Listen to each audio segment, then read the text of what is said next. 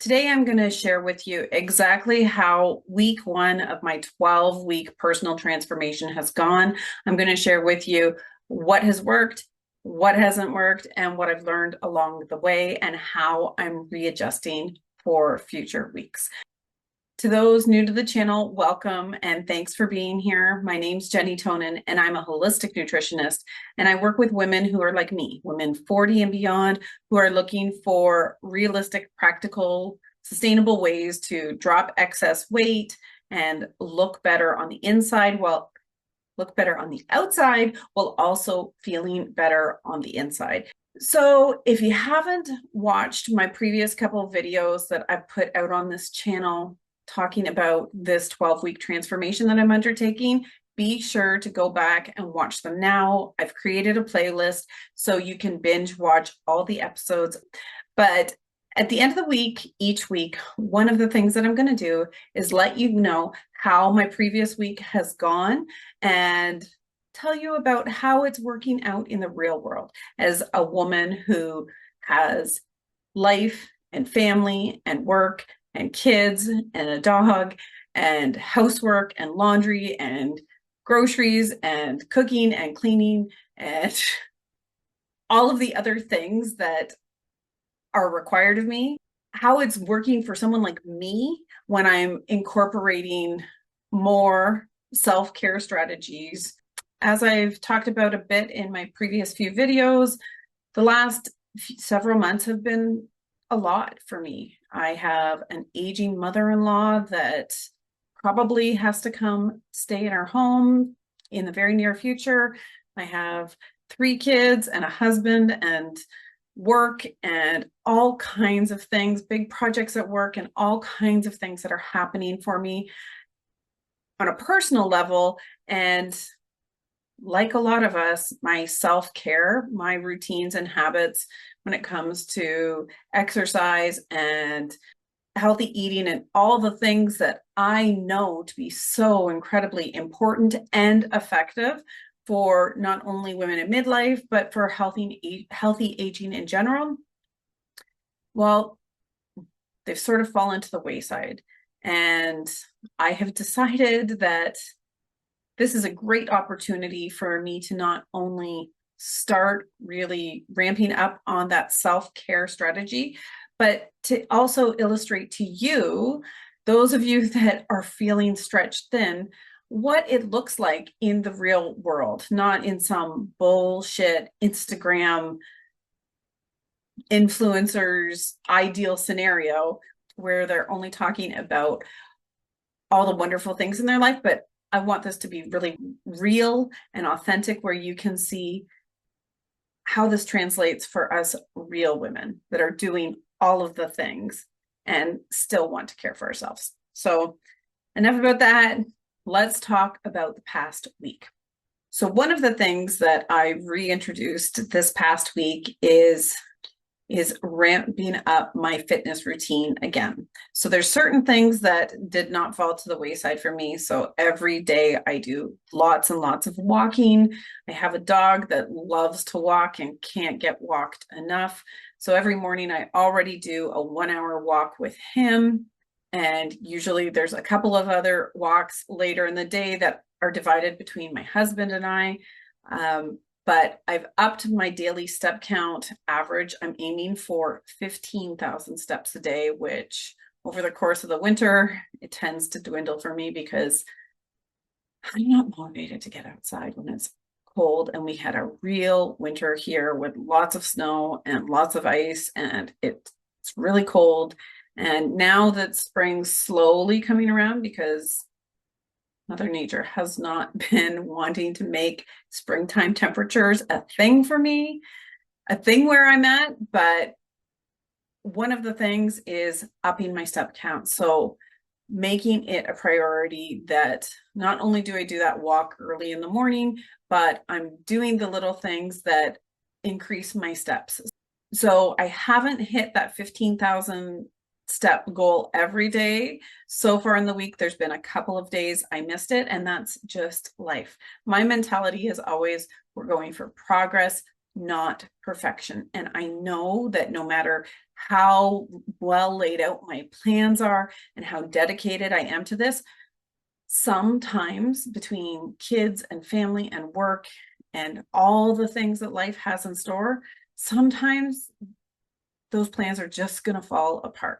And that's okay. I've made peace with that. I don't have to be 100% perfect all of the time. If I'm aiming to be perfect, I'm setting myself up for failure, is how I look at it. Some days I didn't hit that 15,000 step goal, and I'm not excusing not being able to do that. It's just the reality, the nature of my life. So I'm aiming for 85% success rate or more with all of my goals. In addition to my dog walks, I'm trying to just squeeze in extra steps throughout my day to hit this goal easier. Trying to get more steps in earlier is a strategy that really works for me, because if it's 6 o'clock at night or 7 o'clock at night and I still have all kinds of steps left to do, well, there's only so many hours left in the day, and it's not very likely that I'm going to hit those goals. But if I have a lot of my steps accomplished earlier in the day, then it doesn't seem like such a challenge and an obstacle. So doing little things like parking at the far end of the parking lot, or using the bathroom on another floor, not the floor I'm on, standing up for meetings and work calls and all of those things, going on the treadmill when I watch a show as opposed to sitting down to watch a show, those all work really well for me. One of the easiest ways I've found for my clients and for myself to up the step count is to gamify it. If you're only getting a few thousand steps a day on average, I would never recommend upping your count to 15,000 off the bat, because that's just too far of a leap and it's going to make things really difficult. I instead, like I said, recommend gamifying it. So what I mean by that is figuring out what you tend to average over the course of a month or a week, dividing that and getting your daily average. And then from there, upping your goal for each day of the week by a certain number. Maybe it's an extra 500 steps a day or 1,000 steps a day. And once you hit that milestone, then again, increasing it accordingly. And research has shown that we want to aim for about 8,500 steps minimum a day when we're looking to drop excess weight. And I've also recently read a study that illustrated that women in midlife and beyond, so in the perimenopause phase of life and then up through menopause and beyond menopause, the postmenopausal state, tend to do best when they have an average step count of about 12,500 steps a day. I usually hit somewhere, depending on the time of year and all the things in life, somewhere between 10,000 to about 14,000 steps on average. So upping my goal to 15,000 for right now doesn't feel like that big of a stretch for me. But even though it's not that big of a stretch for me right now, I'm still missing the mark on some days. But like I said, that's okay. So that's one of the things I've done. The other thing is getting back into my structured strength training routine. I love to work out. I love strength training. I know how amazing it is for allowing me to shape and sculpt my body, increase my muscle mass, and feel stronger and more confident and better able to move throughout my life. And I do workouts at home. I have a small, fairly basic home gym with dumbbells and a bench and some different equipment that works really well for me, and a routine that I've developed and established and done for a long time.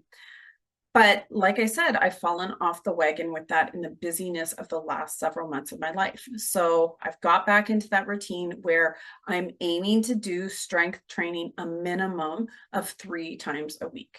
And so this week I did hit my strength training goals for the week. So that was a big win for me.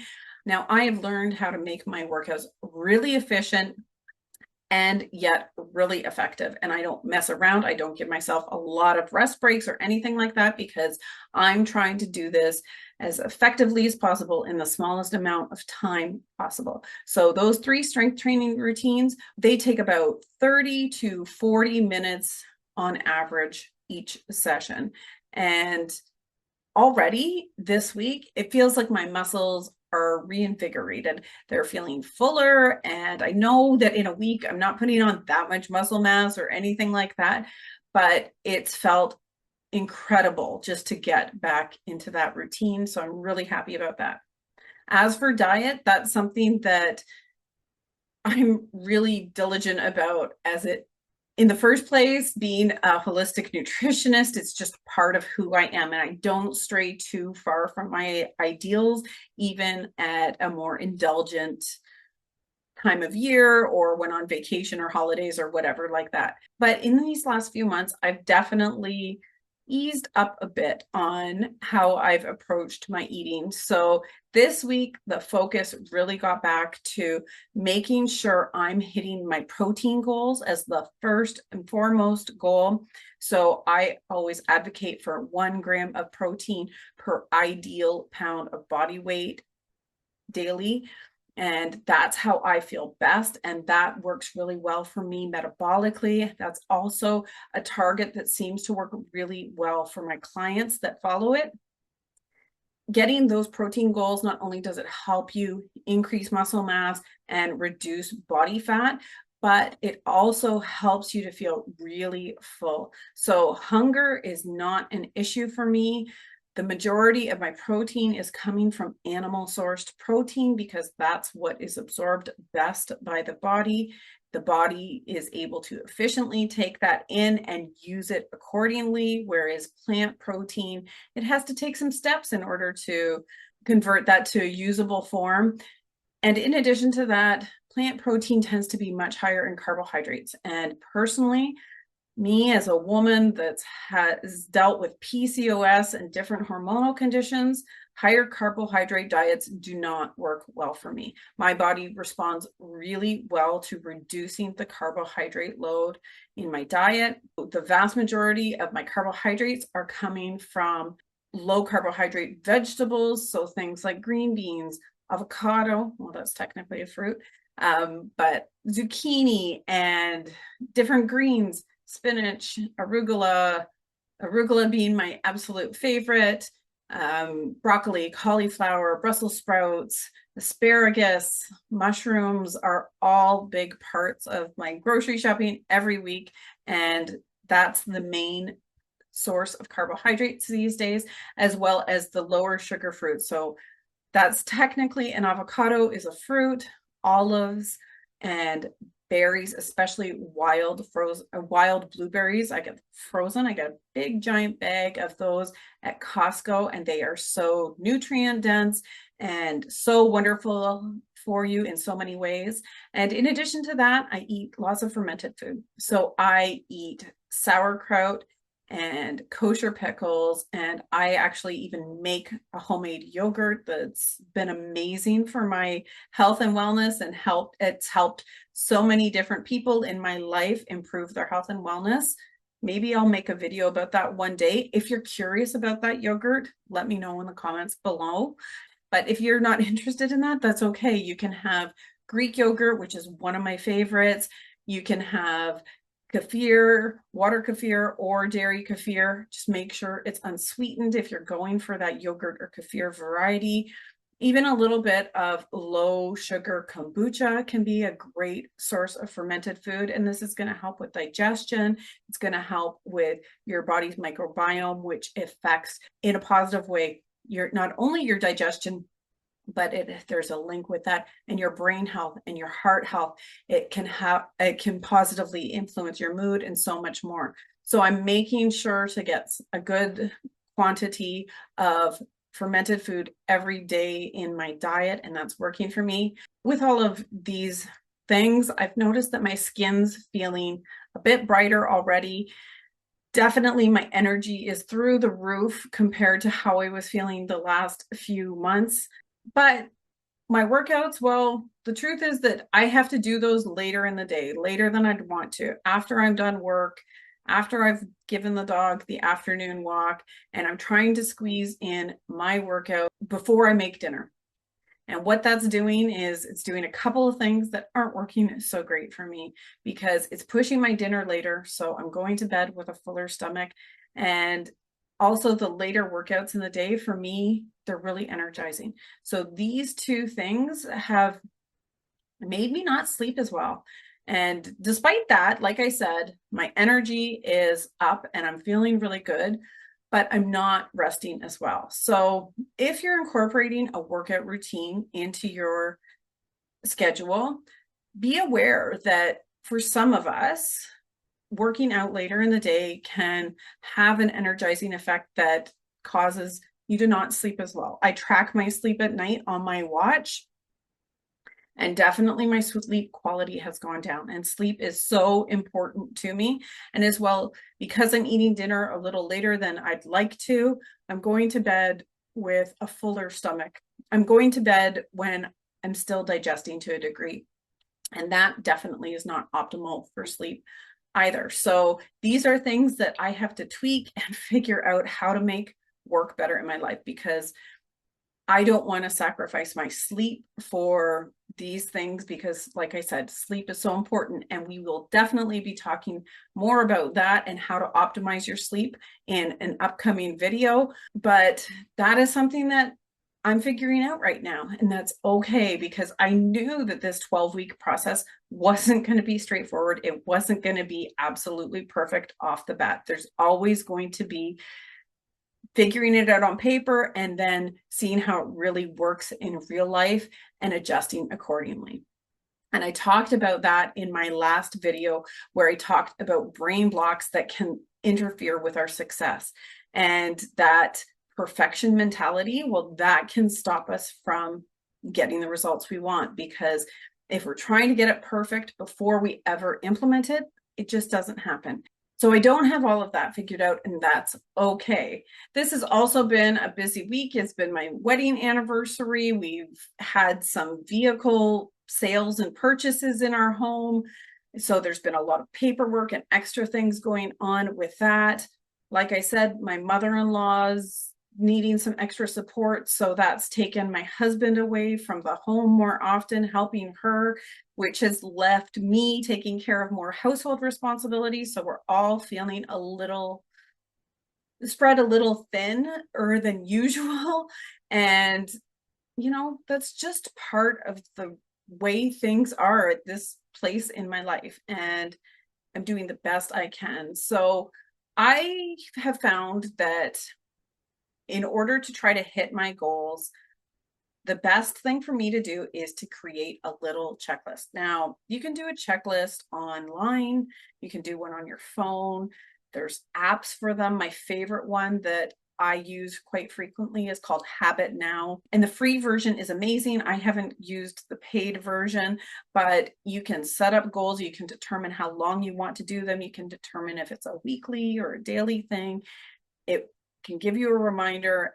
You can tick off that box once you've accomplished it, and then at the end of that time period, it will tell you how often you met that goal. So it's a great thing, but for me, that just sort of feels like one more task. So I literally went into Canva and I created a little checklist for each day of the week, and I listed out all of the things that I wanted to do, and I tick them off as I do them.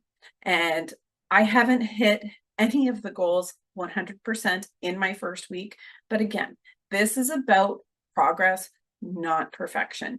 And I know that that's just going to be the way it is. I had both my daughters home from school on different days this week, not feeling well.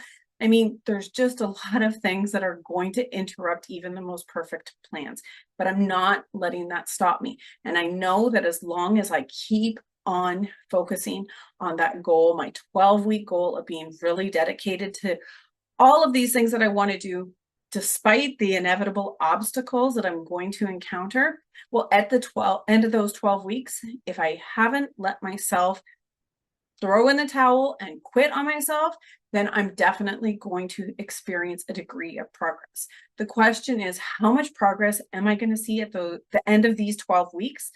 And that depends on how many times I let that inner critic, that inner voice, try to talk me out of doing these things that are so good for me. So this is just a quick video, a little recap of the things that have worked for me this week and the things that haven't worked so well. In the coming weeks, my recap videos are going to include more data on what exactly is working for me and what isn't, as well as I'm going to share some real life footage of what this has all looked like in my home. But I'll be honest with you, just trying to get my bearings this week amidst all the other things. Every time I sat down to eat, halfway through the meal, I'd remember, oh, I meant to take a picture to share with you, or, I meant to document my workout in some way with my phone, but I just was so focused on doing the thing that I forgot until after. So I'm going to give myself some reminders so that I don't forget that for upcoming weeks, so that you can see a little bit more of what this is looking like. And as we go forward, I'll be sharing more of the things that are on my task list to really realize a true transformation in these 12 weeks. And at the end of the whole process, I'm going to be so excited to share with you what actually happened. What differences did I notice? Both the objective differences and the subjective differences.